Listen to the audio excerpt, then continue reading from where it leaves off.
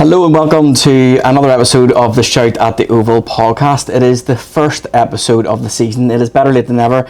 Sorry for the delay in getting us underway, but I promise it'll be well worth the wait because I am sitting here today with none other than Glentoran goalkeeper Andrew Mills. Millsy, welcome onto the podcast.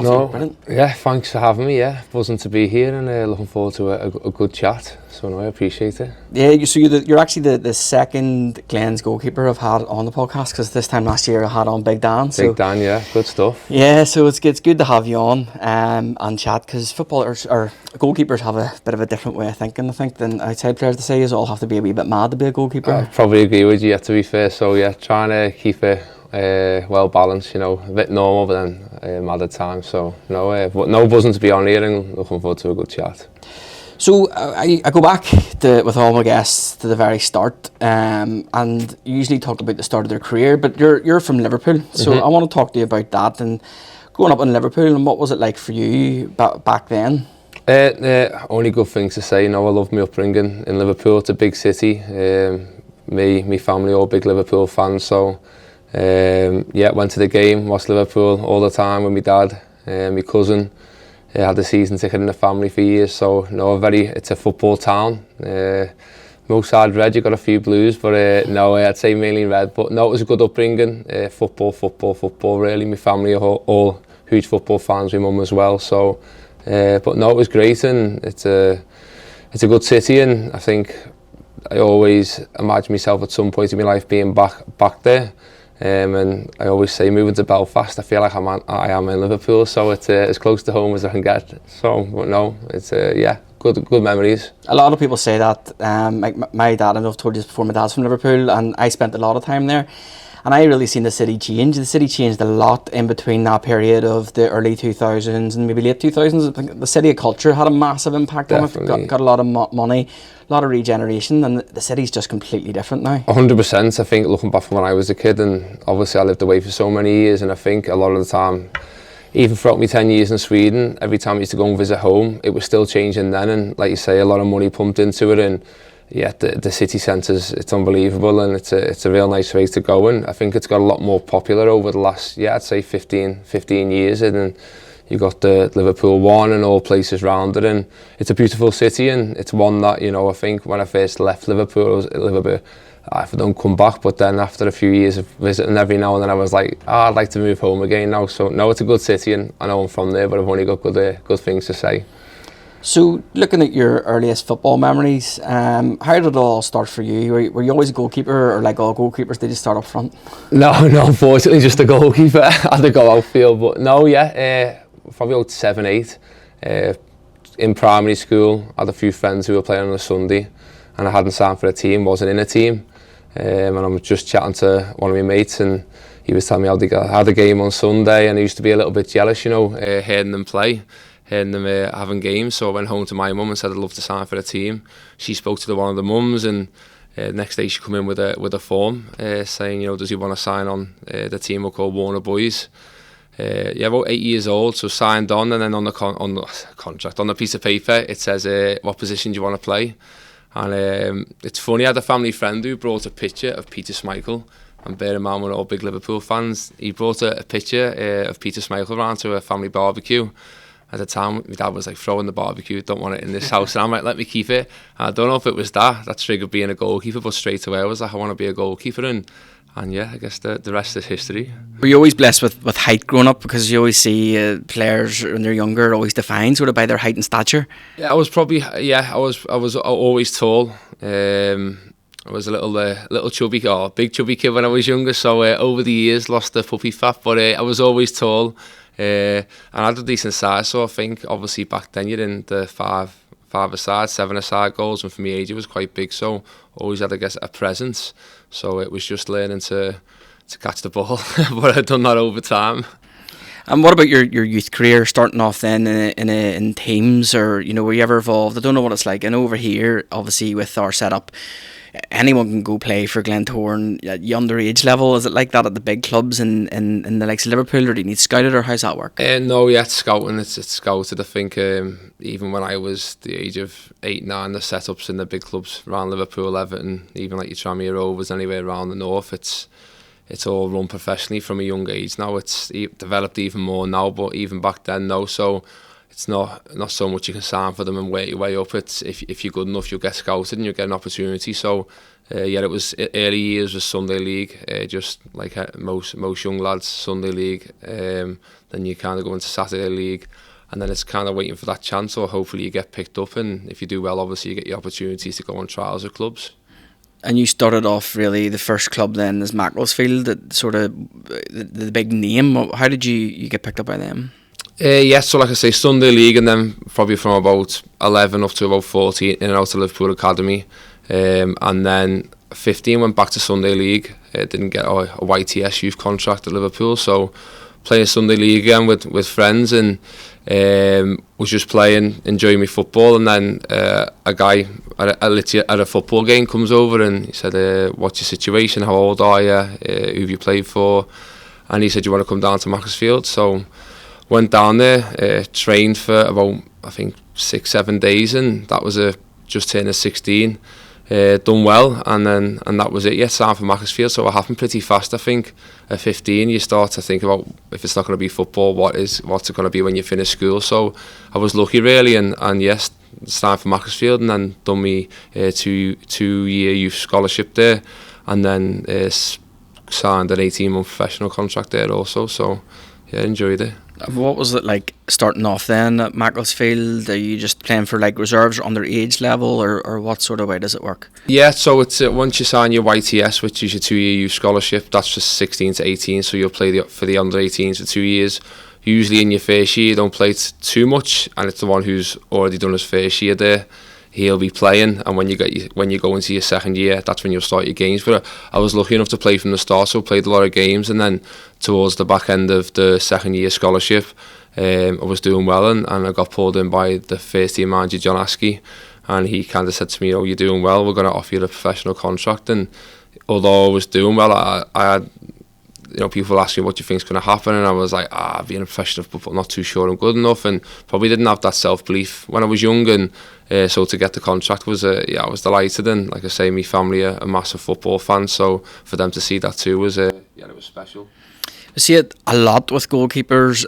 Even when I speak to Dan on the podcast, they move around a lot of loans to try and get games, and you were the same. You went to a lot of clubs, a lot of clubs up north to try and get that experience. What was that like, moving from club to club to club? And enjoyable. It was a good experience. Some loans brilliant, some loans not so good. With New Mills, Buxton, Salford, Camberlade, I can probably roll them all off, and probably play for about six different clubs on loan. 1 month loans, 3 month loans, and like I say, some of them have done really well, and then probably a couple of them I'll want to forget. It's just a 17, 18-year-old getting thrown into the deep end. I guess it was, and this is non-league 15 years back. It's very physical, and you're probably used to the nice pitches, and you're going to a Tuesday night quarterway kickoffs, which you've only ever played on a Saturday at 3 o'clock, nice and sunny. So probably a culture shock, but it was the best thing that happened to me, and I'll always say it now to the young goalkeepers who are coming through that age, 15, 16, 17, at professional clubs.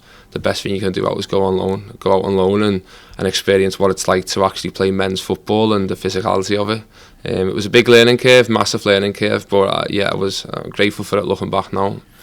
And how does it come to an end at Macclesfield? How do you end up leaving there?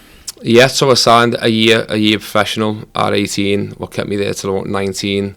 Then got offered another 12 months, with the option halfway through to see how it was going. And the dream was to break into the first team, but it didn't really happen. I was young, and again, going back then, young keepers weren't playing as much.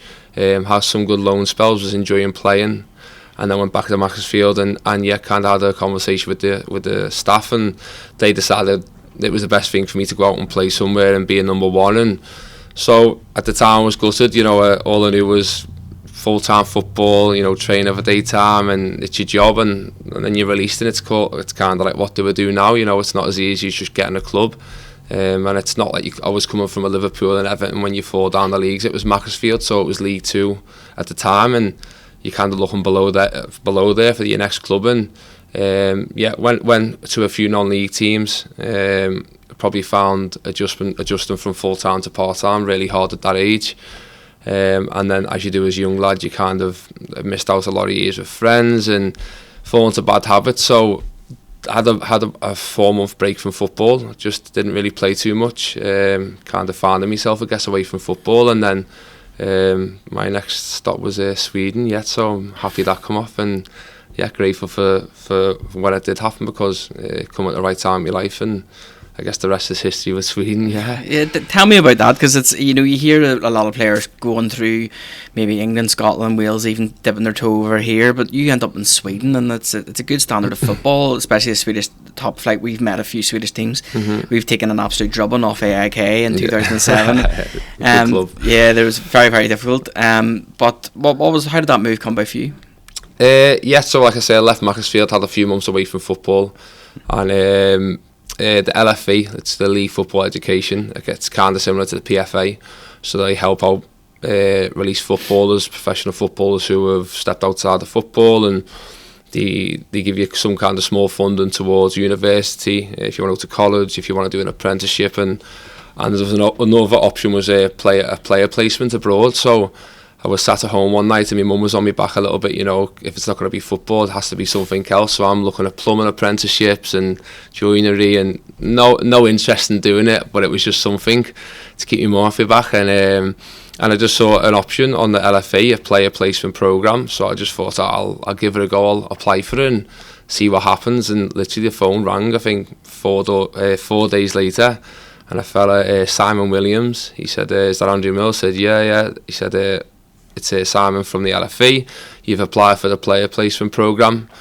He said, do you fancy it? I was like shocked. I didn't expect to hear anything back, and he said, do you fancy it? I said, yeah, 100%. When is it? He said, pack your bags, you'll be going in 2 weeks. And I was still on my home bed, although I've lived away all the years, but I was very much never left home, and it was a big shock, and that was it. Yeah, just pack your suitcases and you're off. So they called me mum, she was out at the time, and called her, told her I was leaving. She broke down in tears. You're not leaving home, not leaving home. But then she said, no, it'll be the best thing for you. So I was scared, nervous, but again, it was, I say it to a lot of people who speak about my time in Sweden, it was the best thing I've ever done. What was Sweden like when you first got there? Cold, I assume? Cold, yeah, very cold, yeah. So it's a funny story. I think the player placement, there was Canada, America, Spain, Australia, New Zealand, and lucky me, gets a small village in the north of Sweden, 30,000 people, minus 20. So, but no, it was brilliant. And yeah, it was cold. It was, again, you're adjusting to a new culture, new people. I was 20 years old, immature, just trying to find my way. But no, it was brilliant. And I always say when I speak about Sweden, the thing for me is the football was a bonus.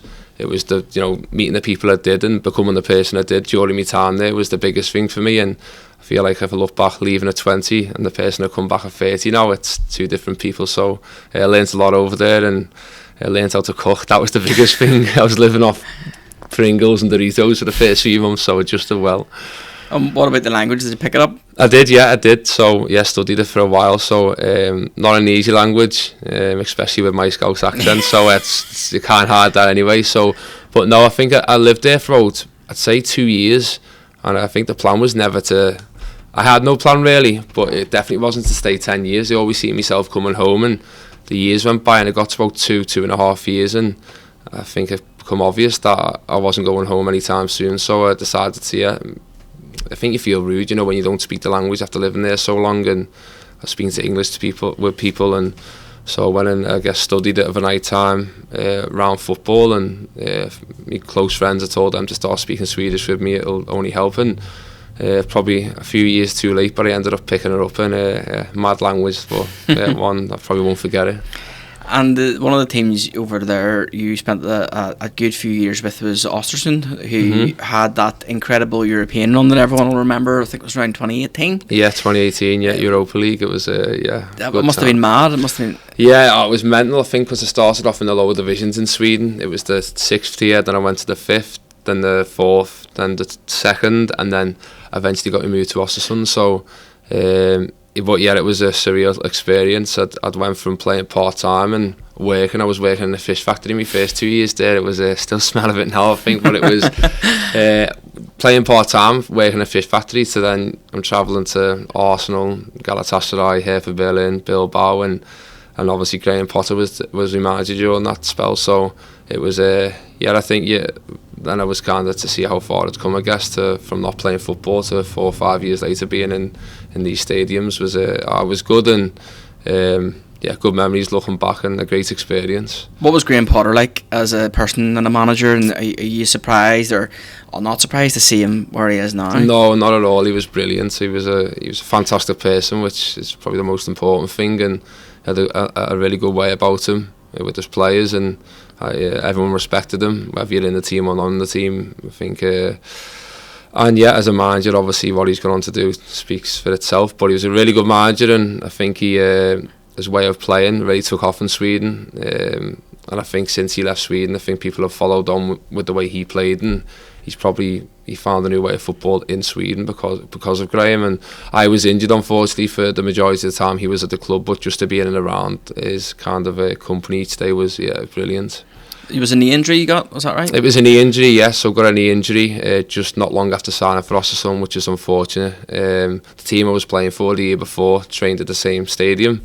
So one day they said, do you want to come and train with us? It was 100%, and then I ended up training for the full year, and that's when I got my contract, and unfortunately got a knee injury after signing, and yet that was a tough time, but again, I learnt a lot from it, and when I come back fit, Graham had got us moved to, I think it was Swansea, the first team he went to, so he was no longer there. Yeah, what did you think when Graham Potter then took the move to Chelsea? I remember at the time, obviously, as someone who didn't know him, thinking, that's not the club to go to if you're looking longevity. Yeah, no, probably I think from the outside, probably the same, because like you say, if you're looking longevity, I think Chelsea are famous for that. So, and I think what he'd done in football had been unbelievable up until then, but I think with Chelsea, they're looking for a massive name, who'd coached all over Europe, and at that time Graham probably wasn't that. So I think he's always been an exciting coach, so I was really excited to see how he'd do there. But of course, a club like Chelsea, it's like anywhere, results-driven business, and you probably don't get as much time as you'd probably like to implement the things you want to bring to a club. So it was good for him how it went there, but I guess that's football, and I guess he's obviously at West Ham now, so still doing very well. So what made you move back to the UK after 10 years in Sweden? Yeah, good question. No, I think I'd been over there for 10 years. After about 4 or 5, I probably didn't see myself moving home, if I was being honest. I think I'd settled there, learned the language, and that was, all my 20s were spent in Sweden. So, and when I thought about moving home, I probably thought that I'd kind of missed the opportunity to come back and play. The amount of time I've been in Sweden, you'd almost feel a little bit forgotten, back home.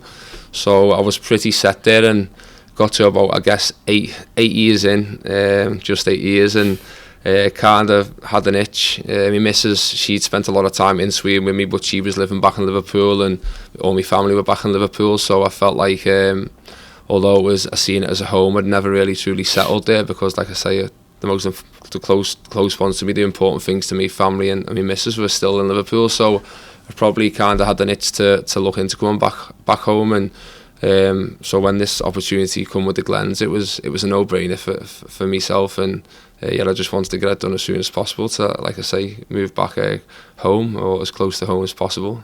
How did the move to Glentoran come about? So so I had another year at Ostersund, but the club was struggling financially, and we're kind of going in a different direction, going with the youth players, which again, understandable, and they kind of made it clear to me that, if I was to stay the year, then I might struggle with getting in the squad due to the financial issues, and then wanting to go with the youth, which was fine. I think it came at a perfect time, to be honest. We were both open. I left on good terms, and as soon as I kind of found out that, the door was probably closed for me at Ostersund, the first thing was I want to get back home, and had a goalkeeper coach who was previously at Ostersund. He was from England. Kind of contacted him to kind of see if he had any contacts, and just if he could help me in any way. And then a couple of days later, Elliot Morris gave me a call while I was sat in a changing room in Sweden. So and then it went pretty fast. Was there any sort of hesitation about moving to a league? You probably, I'm assuming you'd never been here before, and I'd probably never heard of maybe Glentoran or I'd heard of Glentoran. I'd heard of Glentoran. Yeah, just being a Liverpool lad with being over the road, I think I'd heard of the club, a few other clubs in the league, but no hesitation. No, I was ready for something new, and again I knew how close Belfast was to home, and I'd had friends who'd spent a lot of time in Belfast. My cousin lives down south, so he'd been up in Belfast quite a bit, and he only spoke well of it. So I was just excited. I was excited, and like I say, once I spoke to Elliot to come over, I trained with the Glettons for 3-4 days just to get a feel for the club and for them to see how I was. And as soon as I sat down with Decky, I knew my decision before he spoke, to be fair. So yeah, I listened to Decky for 10 minutes, and he said I'd give you a little bit of time to think about it. And went out the room, come back in and said I thought about it, I'm ready to sign. So it went pretty fast. And what about then, because you'd signed and but already signed a keeper in Dan at the time, so what does Decky tell you? Does he tell you that, you know, you're going to be competing? Does he tell you you're going to be number one? I'll let you in a secret, not a secret at all. There's loads of people here. We had Decky here with Elliot and Tim, we did like a Q&A, and I said, so how do you convince a keeper like Andrew Mills to sign for the club? You know, if already got a keeper, he goes, you tell them both they're going to be number one. He did as well. Great line. I think nowadays you probably do need two number ones, and that was what he said. He said, you know, I want two number ones, and the best one plays. And Dan obviously had an extra month at the club than me. I come pretty late in pre-season, so I always knew coming in it would be tough. And I felt like up until the first game, I think it was the Cruise, the first game of the season, I felt like it was tight, and I'd always back myself. I'd always, you know, I wasn't coming to be a number two. I was coming to be a number one and play games, and that's what I wanted. And Dan got the nod the first game, and he kind of said, you know, I'm going to go with Dan. It's up to Dan now. And listen, I think when Dan performed the way he did last season, you know, I definitely wasn't knocking on Decky's door asking why I'm not playing, because he kept himself in there. And listen, it was frustrating. I definitely didn't enjoy sitting on the bench as much as I did, but I also knew that Dan was performing well, and I was supporting Dan. While he was playing like that, I was pushing him as much as I could in training to get the best version of Dan and also the best version of myself. And it was just about being patient. And I think patience was the biggest word last season. Very unfortunate, really, to be honest with you, that someone of that quality just happened to come in at the same time. But did it help that Decky was a goalkeeper himself? Do you think that sort of have that understanding of your point of view, and, for example, giving you the cup games and stuff? Yeah, I'd say so. Probably. Obviously, Decky had a degree as a goalkeeper, so I guess he understands. But also, I think, you know, when you become a manager, you probably his main focus is winning games, and he chooses the best team to win the game. So, although I was frustrated, the most important thing is the team. So, but yeah, no, playing me in the cup games helped. I think it keeps you involved. It made me feel like a part of the team, and I felt like when I did play last season, although it wasn't enough. For myself, I felt like I performed, so I was always ready to play when called upon.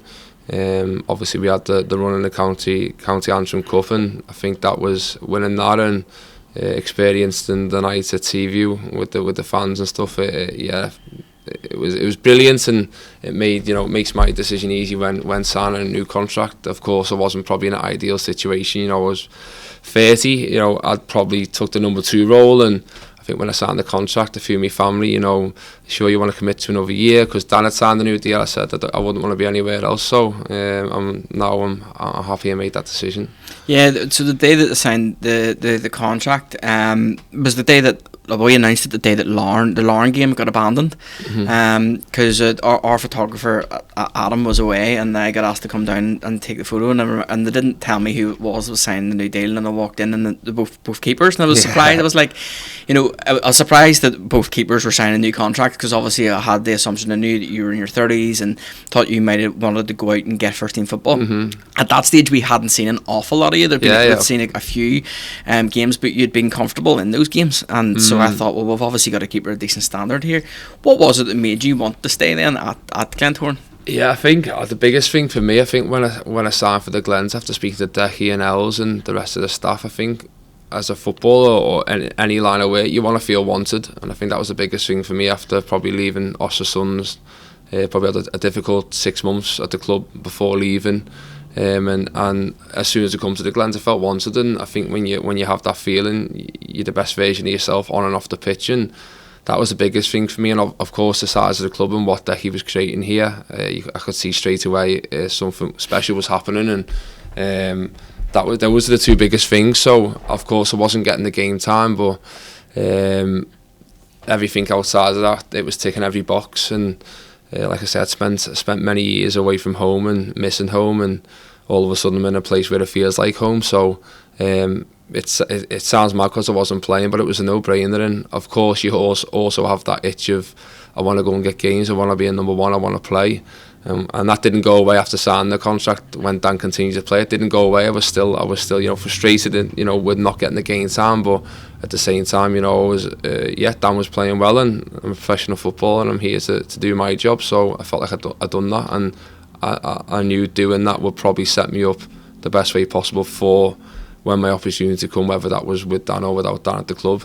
So let's talk about the County Antrim Shield, because it wasn't your first experience of a penalty shootout in the Glentoran Sharks. Obviously in the early rounds we played the Welders. Yeah. But going into that game, what was it like for you? This is a chance at a trophy. We hadn't won a trophy in 5 years. How did you feel going into it? Excited. I knew there'd be an amazing crowd there. I'd gathered that throughout the season. The Glens fans they're unbelievable. So. And especially being a Seaview, I think it's quite tight. The pitch is really close to the stand, so I was excited, and I knew what it meant to the club, bringing a trophy back to the club. I knew the fans, the supporters, and the players were all hungry for that. So, no, of course, you the games you play, you're happy to play them, but when they're not so often, you want to get that kind of run of consistency, and I probably didn't get to show that because the games were coming every other month. So. I think it was just to get an opportunity to play in a game like that. I was excited more than anything, and I always believe myself. I'll always back myself. So the way it went, I didn't see it coming to a penalty shootout. But no, it was a special night, and one that I'll remember for a long time. Whether it's a County Antrim or any other trophy, I think just winning something with this club, and with it being my first season, was a special feeling. And you were inspired that night. You did have a few saves to make, even though it was I felt like the Glens were on top most of the game.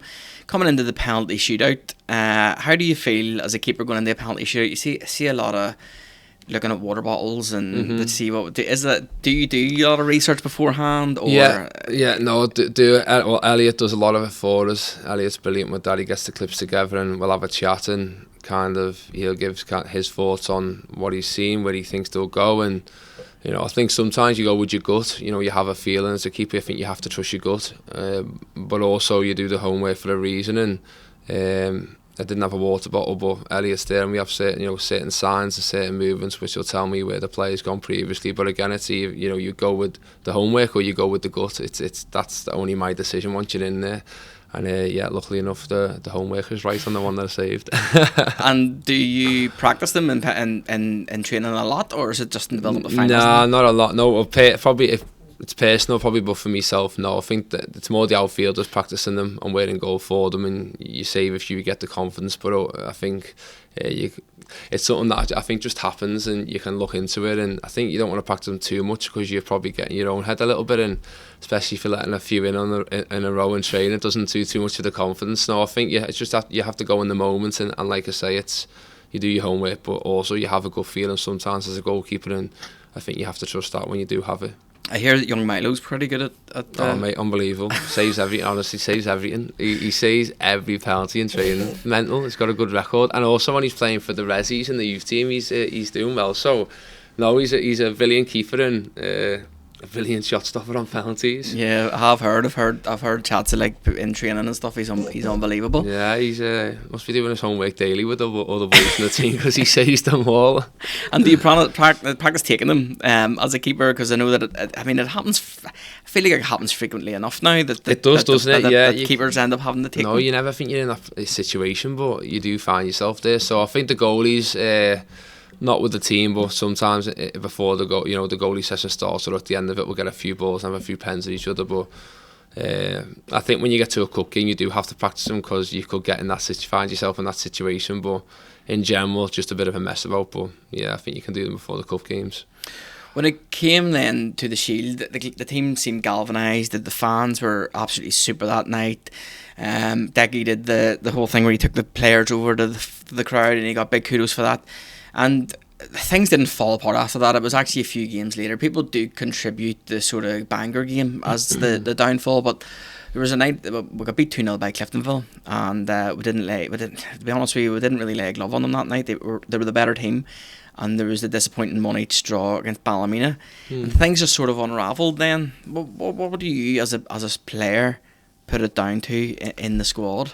Yeah, I think listen, it's easy to say now, but we had a lot of new players. I can't remember what it was, 13, maybe 12, 13 new players, and I think when you have so many new faces, new personalities, new ways of playing, it takes time. It does take time to gel, and I know a club like Glentoran, the expectation, and rightly so, you mightn't get as much time as what it might take, but yeah, I think a lot of new faces, a lot of new players, and listen, I think it's football sometimes, and you're always wanting to win games, and the demand from the supporters is to win games, and again, rightly so, but I think sometimes you have those dips, and yeah, I think you got to the end of the season, no one's more supported, no more disappointed than us players. But I think when you look at a whole, of course, listen, a club like Glentoran, you know, the aim isn't to win the county anthem trophy every season, and that it. We want to win more, we want to go for more, but I think a lot of new faces. I think we had the feeling of winning something again, and the fans got that feeling, so it drove us on for more. And listen, of course, at the end of the season, we look back and we were disappointed, but I think coming back this year, I think there's a real buzz about it, and that comes from last season, and the new players bringing in a new energy. So yeah, no, I think you've just got to look forward in football, and of course we know it wasn't a brilliant ending, but there was a lot to take from last season, what we've brought into this new season, and we've added to it on and off the pitch. And listen, I think in football, you've got to be in the present moment and then look forward. So that's what we're doing now, and just exciting times. There's a lot more, I feel like there's a lot more experience in the team this year. We've got Big Shane is obviously there now. He's had a full pre-season behind him, and he's been inspired this season. He's been absolutely brilliant. It's difficult for a player whenever fans are outside, people from outside the club maybe look in.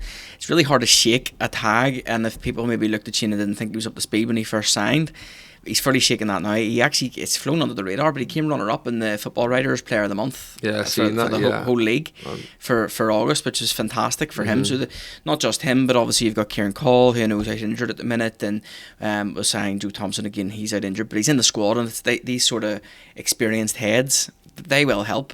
Yeah, 100%. I think the biggest thing you get from experience is the vocal side of things on the pitch. Of course, every player at the club's a good player, otherwise he wouldn't be here, but I think the experience, especially with the young boys in the team, and it brings us all together closely. So, but no, Big Shano's been fantastic, and listen, I think for the few niggles last year, probably struggled to get going because the niggles and a bit stop-start, but you could always see his quality, you can always see his experience, and yeah, I'm buzzing for him, and he deserves to be up there with the Player of the Month because he has been fantastic, and everybody else. I don't want to miss anybody out or pick anyone individually. I think collectively as a team, we've been brilliant, and yeah, hopefully it continues, and it starts on the training pitch. It starts getting in at 9 o'clock in the morning and doing things right in the build with the training, and then you go out to train doing things right, and your gym work afterwards. And I think we've got a real professional environment at the minute, and everyone's pushing each other, and it really is exciting to be a part of. And I still think, it started well, but I still think we've got gears to go up it, which is also exciting because I think we're just scratching the surface a little bit now. There's so much quality in the team, and there's so much potential. We're just pushing each other daily to make sure we get that out of everybody. Last Friday was special, not just on the pitch, but off the pitch from the fans and in the stand.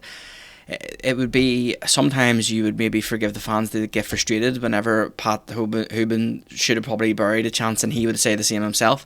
But instead, they seen that we were onto something here, and they got galvanised, and everyone just pulled in the same direction and really got the team over the line. And the second half performance was just incredible. Yeah, it was brilliant. It was, I think we've started the season well, but I think that was our best 45 minutes of football so far this season. It was brilliant, and looked like we were playing with a real confidence, and the way Decky and Paddy and the rest of the staff want us to play, I think that was it. You know, be brave in the ball, pass the ball, move it around, make teams work, and I thought we'd done that really well, and I thought we created a lot of chances, and I felt like every time we went forward we looked like we were going to score. It really had that feeling about the game, and knowing the atmosphere again, the supporters were brilliant, and it really was the 12th man. I think you could hear the noise from the away fans, and it drives you on. And as I said, it ended 2-1, but I feel like there was opportunities to get more goals, which again is exciting, because you know you come away from Coleraine with 3 points. You know, it's a big achievement, because it's not an easy place to go to, and we look back at the game and highlighted some areas where we done really well and some areas we can improve, and you take that and build on it and take it into Larne on Saturday. It's a massive game on Saturday. Larne at the Oval. Obviously it's so early in the season, and there's just so much outside noise, and even as a fan I'm just ignoring people talking about, you know, who's going to do what this season. But we're almost now one full circle, so to speak. It's, you know, we're nearly played everyone. So this is a big game, and it's at home, and it's going to be a big crowd, and you're bound to be excited for that one. Oh, definitely, yeah. This is why you play football, to play in the big games with the good atmospheres, and the fans are there, and there's pressure on the game. I always say pressure's privilege, so I'm really excited to go in there, and yeah, it is a big game, but at the same time, you know, just like any other game, whether it's Larne, Linfield, Coleraine, Portadown, whoever it is, you have to take it game by game, and our focus is on Larne on Saturday, and hopefully we can take what we've done on Friday into the game with us. But it's a new game, a new opportunity for 3 points, and yeah, I think it's been a good week's training. Everyone's focused and ready for it, and yeah, just buzzing for the whistle to go now and kick the game off.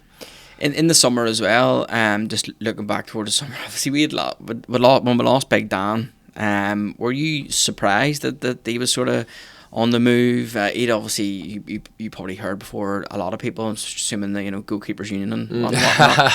Yeah, goalie union, yeah. No, listen, I think when someone has the season that Dan had, I think, especially when you're the one waiting for the opportunity, you're almost hopeful that something might come for him. But no, listen, I think there's always going to be interest when you have a good season, whether that be Dan or whatever other players had a really good season. There's always going to be interest. That's football. But yeah, I wasn't 100% sure. So coming back for the new season, the aim was to keep pushing Dan, and whether Dan went or not, I still wanted to be the number one start this season. So, and I knew it was a tough job, but that was my mindset. And yeah, got a phone call from Elliot one night and explained the situation. Dan was about to go, and just he said, you know, be ready. So and I think going back to last season about, you know, staying committed to my job of pushing Dan, I think that's probably helped me this season, because thankfully I was ready. I looked after myself in the off season, and I was just waiting for that opportunity. So when it came, I was ready to jump at it. And obviously then what comes with that is the Glens start getting loads of keepers in on trial. Yeah. So, you know, you've got someone coming in and you're watching them thinking they could be going for my place. And they went through it. There was a lot of keepers. He really, really due diligent on who he was going to sign. And he obviously went for Big Peter. And it comes down to the first game, and the question is who's going to be number one. But you must have been delighted to get the nod and be able to hold on to that shirt. 100%. Again, I backed myself. I was ready for it. I'd never say expecting it, because nothing's guaranteed in football. And listen, although Dan left, I knew I had to prove that I was good enough to be a number one again. And you can do it week in, week out in training, but I think playing's very different, and comes with pressure, and your decision making, you know, it's a little bit different to training. So I knew there was going to be pressure in the sense that I had to perform to keep the shirt, and I was ready for that. I'd been waiting for that. So, and obviously there was a lot of keepers who come in pre-season, and it just gives me that extra kind of motivation, I guess, to make sure at the time I was the best keeper who they could see on the pitch, and that was my job. And yeah, of course, the brought Peter and went with Peter, Big Pete. He's a big old lad, isn't he? He's massive. But and again, he's been brilliant, and he's only pushing me every day in training. And I think I've said it before, but when when Pete pushes me, you get the best version of me, and I'm sure you get the best version of Peter too. So it's a good battle. I'm enjoying the battle, and I guess it's my job to stay in there now, and keep performing and keep helping the team. Well, a Cliftonville fan wrote after last Friday, the Glens have been stockpiling the best keepers in the league. How have they managed that? Take it. Listen, I think with Big Dan leaving, I'm not stupid. I know fans are probably thinking, well, Dan's left now, what's going to happen? Although I played a little bit, he probably hadn't seen enough for me to go, it's fine, we've got Mills, he's ready. So, but that's outside noise, and all I could do is take care of myself. And as I said, I was ready, and I wasn't trying to kind of replicate Dan. I was trying to create my own story at the Glens as the number one, and that's what I'm still trying to do now. I'm my own keeper. All keepers are different, and I just want to kind of stay in there and show what I can do as a goalkeeper. And I think obviously Elliot Morris too had a fantastic career at the Glens, and I'm also not trying to be else. Like, I think we're all different, but I'm enjoying playing. Like I say, I love the club, I love the city, so to be playing week in, week out is something that I've longed for the last 12 months. And you're going to score a goal like the other two, or? Well, yeah, the other two, Elsa scored as well, and Elsa showed me. That's to be fair. Yeah, that's the plan. Yeah, that's the plan. Listen, it's mental, isn't it? Like, I think it's some stat that, isn't it? So, I don't want to be the only one who hasn't scored. So yeah, I better get me shooting boots on. A funny story. So I had all the goal graphics for all the players who had celebrated, and I sent the photo of Dan celebrating to my mate and said, "Do you reckon we'll ever need this?" And he goes, "You never know, Elliot scored." No way. 3 days before the Cliftonville game. Really? That was 3 days before the Cliftonville game. So I couldn't believe it. Like it was it's absolutely mad. He was the third Glens goalkeeper to score a goal. So you just never know. No pressure. No, you make message it again, and then I score. But no, listen, you can't plan them things. But if I could, it'll be me first in my career. So. Not too sure what my celebration would be, but I'll have something ready yet just in case. Well, Elliot ran the whole length of the pitch. I don't think Dan quite knew what happened. No. So he just sort of stood there. I've seen Elliot. Like, he ran past the fans, high-fiving the fans. I think that's what it'll be, man. To be fair, I don't think I'd stop running after get told to go back in the goal. So we'll see. Hopefully. Looking to the future, obviously it's been a brilliant start. You signed a 1-year extension. What are your plans for the future? You've obviously settled well in Belfast. You're living here in East Belfast. What are you looking at now? It sounds cliche, but taking it day by day. I'm enjoying my football now, and I'm just trying to stay present. I think that's the best thing of football, to be present and enjoy the moment, enjoy playing, enjoy training, enjoy the changing room I've got now is fantastic. So I'm just enjoying it all, to be honest with you. I'm 32 this year, so the career doesn't last forever, so I don't want to look back and waste any time on what could be. I'm just staying present, but no, I love it at the Glens. There's no secret, and I've got to prove to the staff and the fans that number one, I can stay in as a number one and performing, and then earn, I guess, any type of opportunity to stay at the club longer. That's up to me to earn, and like I say, I really enjoy it here. So just keep on hopefully doing what I'm doing now, and I guess the rest will take care of itself. But no, I love it here, and I definitely see myself staying for longer if the opportunity was to come, because like I say, I think in football you want to be happy and feel wanted, and I'm those two things at the minute, so you can't ask for much more.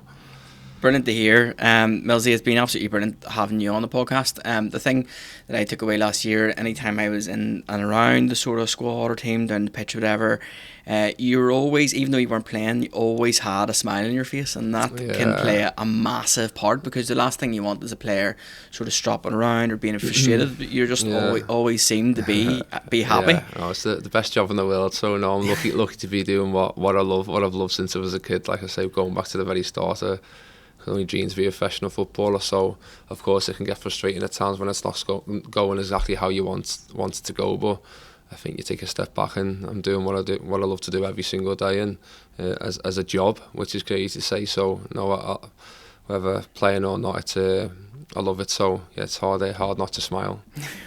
Well, brilliant. That brings us to the end of the podcast, and I just want to thank you all once again for tuning in to this week's episode. As I say, it's a bit later start than I expected, but we'll be a bit more consistent, and we'll be back very, very soon with another guest. Thanks again, once again, to my guest Andrew Mills. Thank you very much for having me on. Top man. Thank you.